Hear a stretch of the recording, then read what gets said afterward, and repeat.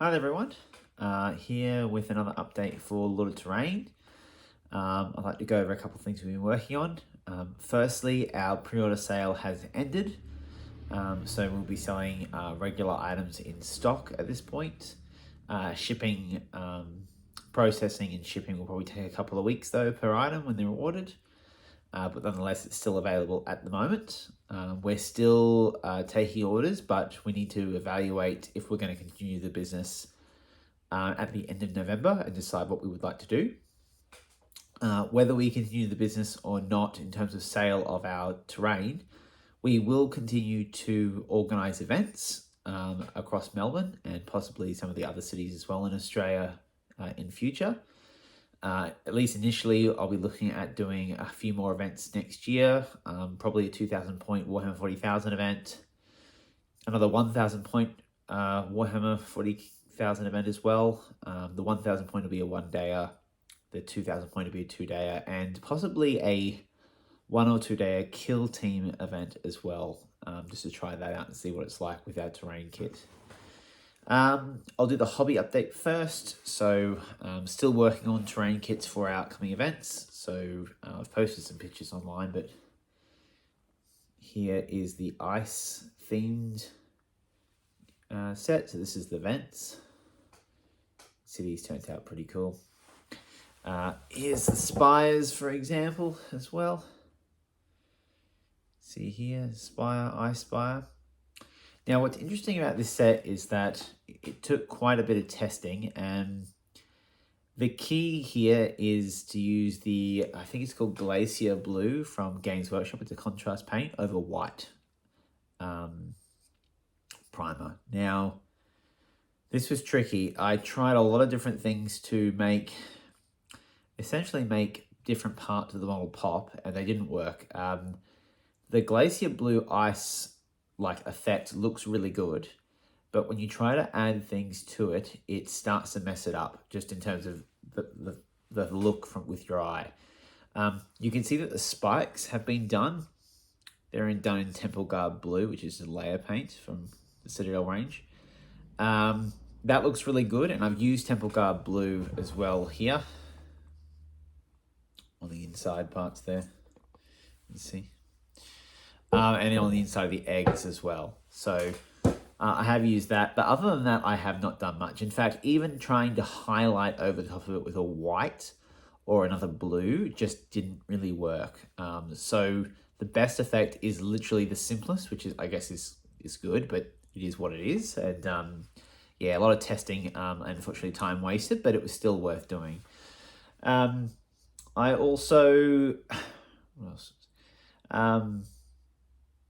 Yeah, so apart from the Glacier Blue and doing the whole ice theme set, I've been working on the next set. So the next set is going to be based around High Fleet Leviathan from the Tyranids range.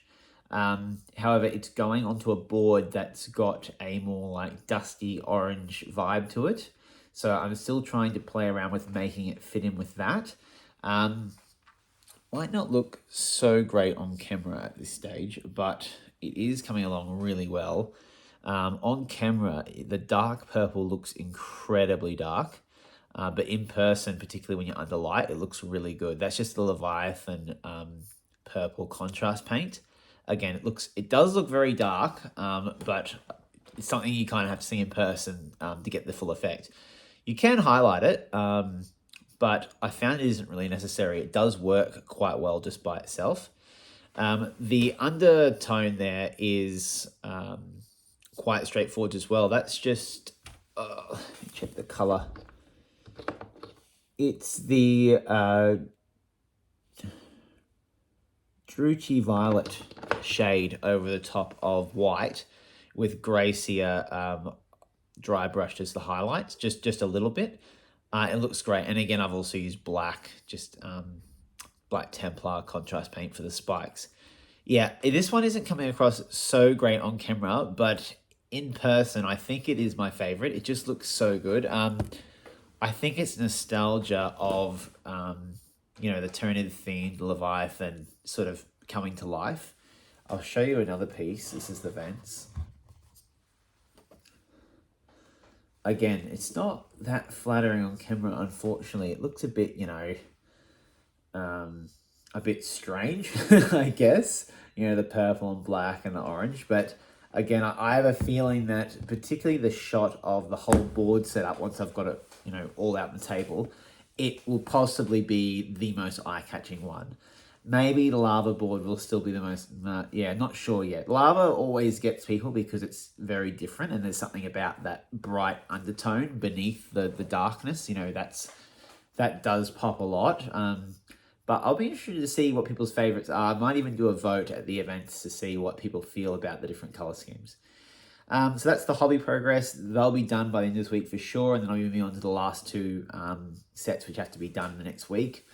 Those two sets, I'm a little undecided as to what colors I'll be using. One will definitely have a more green tone to it, possibly with some pattern tops if I can. And the other, I'm not entirely sure. I was leaning towards High Fleet Behemoth, though, with the blue and the red. I have done one of those spires before and it looks quite good. The trick is that I've got another board that's got more of like a dark red tone to it. So I don't know if the red for Behemoth would clash with that too much. So we'll wait and see as I start doing some more testing at the end of this week or this weekend. Apart from that, a bit of an update on the events themselves. So 2 events, one on the 19th of November at Games Portal in Ringwood in Melbourne. That's sold out now, so that'll be fun. The next one is on the 25th, so it's literally the following weekend. That's still got quite a few tickets left. Oh, well, it's got some tickets left. If you want to get into that, I would get those quickly. There's still, we're still looking at over 3 weeks until we're there. But tickets did sell out quite quickly for the first event, so I suspect these won't take very long either. And that will be in the city at the Gaming Verse, so on the 25th. So if you can make it to those, definitely come along.